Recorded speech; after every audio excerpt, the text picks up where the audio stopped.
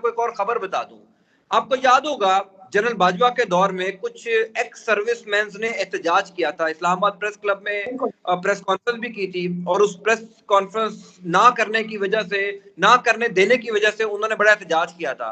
उसके बाद जनरल बाजवा ने उन तमाम एक्स सर्विसमैन की जो तनख्वाहें हैं, पेंशन थी, जो मराहत ले रहे थे, जो उनको सहूलियात फौज से मिली हुई थी, जो हर रिटायर्ड को मिलती हैं, वो जनरल बाजवा ने बंद करवा दी थी, जिसमें जनरल अली कुली खान है और कई लोग थे।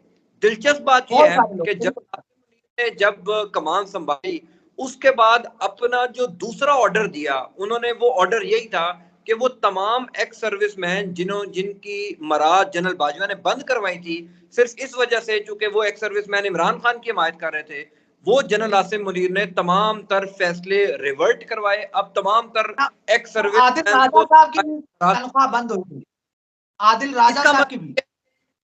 अब वो तमाम लोगों को तनख्वाहें मिलना शुरू हो गई हैं, पेंशन मिलना शुरू हो गई हैं। इसका मतलब यह है कि जनरल बाजवा की पॉलिसी से शदीद इख्तलाफ है जनरल आसिम मुनीर को। अब वो पॉलिसी जो जनरल बाजवा कैरी कर रहे थे वो आसिम मुनीर साहब नहीं कैरी कर रहे। फिर लेफ्टिनेंट जनरल जावेद इकबाल साहब, जिनको सजा दिलवाई थी 14 साल की जासूसी के इल्जाम में जनरल बाजवा ने, अपना पहला डिसीजन उन्होंने ये दिया था जनरल आसिम मुनीर ने कि उनकी पॉलिसी, उनकी जो सजा थी वो बिल्कुल खत्म करवाई, उनको रिहा करवाया। कई लोगों को लगता था कि उनको नाजायज सजा हुई। फिर जो साबिक DGI थे नवीद मुख्तार साहब, उन पर भी इसी तरीके के इल्जाम थे जिनको आकर नरम किया जनरल आसिम मुनीर साहब ने। इसका मतलब यह है कि जनरल आसिम मुनीर की पॉलिसी जनरल बाजवा से बिल्कुल मुख्तलिफ है। सवाल सबसे अहम यह है कि क्या जनरल आसिम मुनीर की पॉलिसी इमरान खान के मुतालिक जनरल बाजवा से मुख्तलिफ है या नहीं है, ये आइंदा आने वाले दिनों में शायद हमें पता है।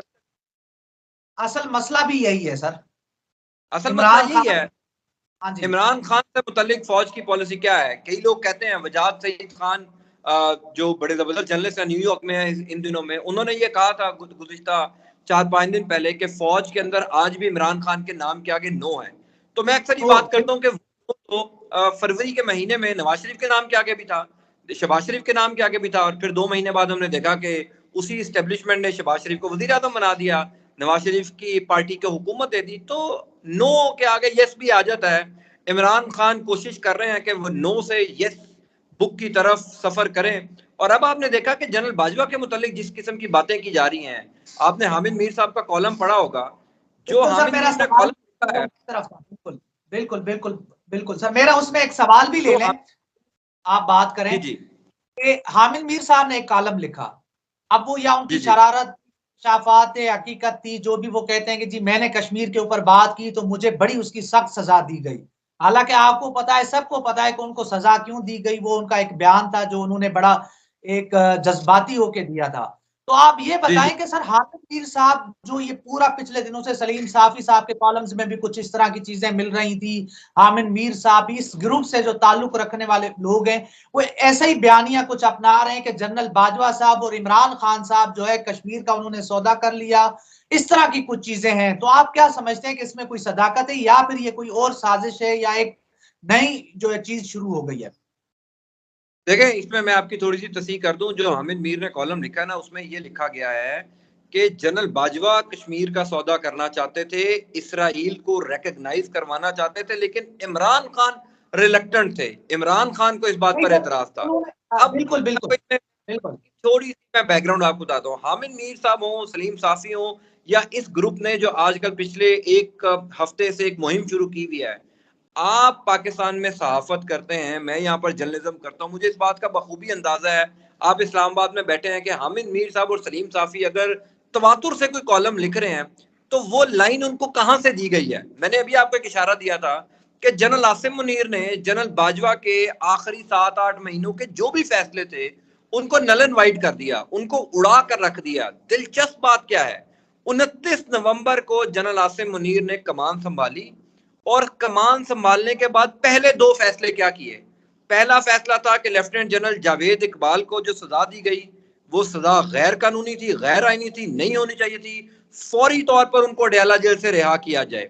यानी जनरल बाजवा की पॉलिसी के ऊपर शदीद एतराज किया। दूसरा फैसला क्या था कि इमरान खान की हमायत करते हुए जिन जर्नैलों की मरात बंद हुई उनकी मरात वापस ली जाए।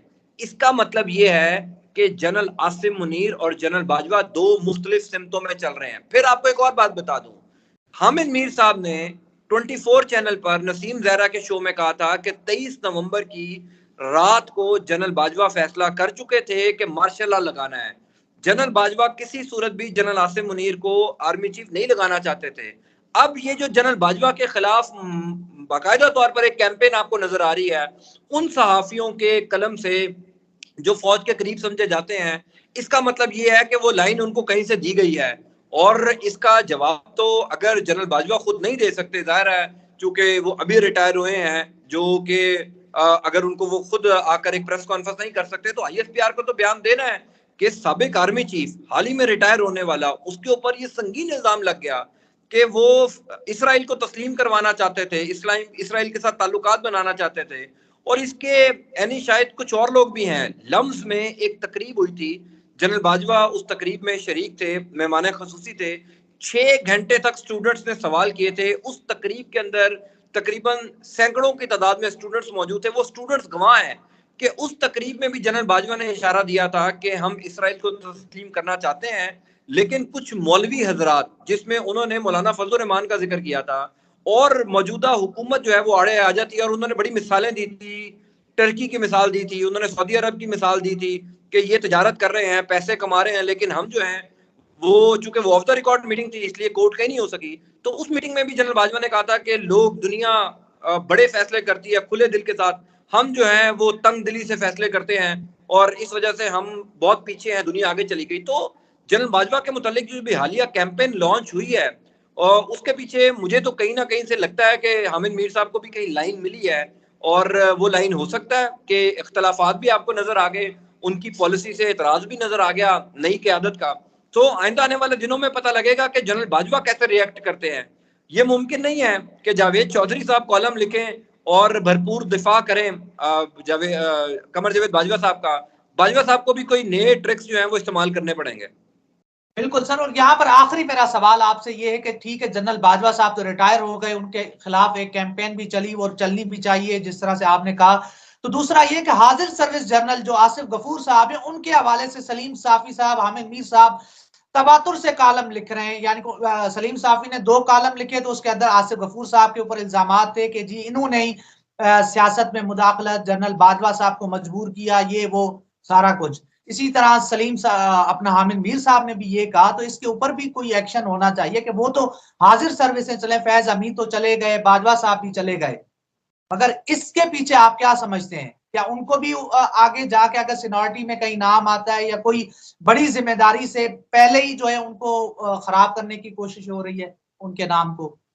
देखिए, 1-1.5 हफ्ते के अंदर जो जंग ग्रुप ने या जो कुछ मखसूस सहाफियों ने कैंपेन लॉन्च की है, मुझे तो कम से कम ये नजर आता है कि वो उस तमाम ग्रुप के खिलाफ है जो जनरल बाजवा और उनके इर्द गिर्द थे। अब आप देखिए कि सलीम साफी साहब ने बड़े तवातुर से कॉलम लिखे फैज हमीद साहब के खिलाफ, प्रोग्राम्स किए बाकायदा तौर पर फैज हमीद के खिलाफ, लेकिन उनकी साहबजादी की शादी में जो है वो फैज हमीद साहब ने उनको इन्वाइट किया हुआ था, सलीम साफी साहब को, और सलीम साफी साहब वहां पर मौजूद थे। उन्होंने फैज हमीद साहब के साथ तस्वीरें भी बनवाई। इसका मतलब यह है कि कहीं ना कहीं उनके ताल्लुकात वहां पर भी हैं। दूसरा, एक खबर अभी पिछले दिनों भारतीय एक अखबार है उसने शाया की थी कि जिस दिनों में पीडीएम तैयारी कर रही थी अदम एतमाद लाने के लिए इमरान खान के खिलाफ, उन दिनों में आसिफ गफूर साहब जनरल बाजवा के साथ एक ऐसे मशकूक किस्म के दौरे पर थे जिस दौरे के मुतालिक आज तक पता नहीं चल सका कि वो दौरा किस मकसद के लिए यूरोप का किया गया था।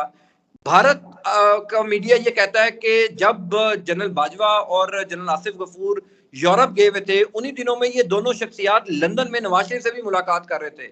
यानी आसिफ गफूर साहब, जो कि ज़ाहिर एक बड़े क्रेडिबल जनरल है और इस टाइम बलोचिस्तान का महाज उन्होंने बड़ा जबरदस्त संभाला हुआ है, कहीं ना कहीं हामिद मीर साहब और सलीम साफी साहब को ये लगता है कि ये भी उस नेक्सस का हिस्सा थे जिस नेक्सस में जनरल बाजवा साहब थे, जनरल फैज हमीद थे, बाबर इफ्तिखार साहब थे। यानी ये उस ग्रुप का हिस्सा है, इस वजह से टारगेट अब आसिफ गफूर साहब को किया जा रहा है। लेकिन ये रिस्पॉन्ड करना आईएसपीआर की जिम्मेदारी है।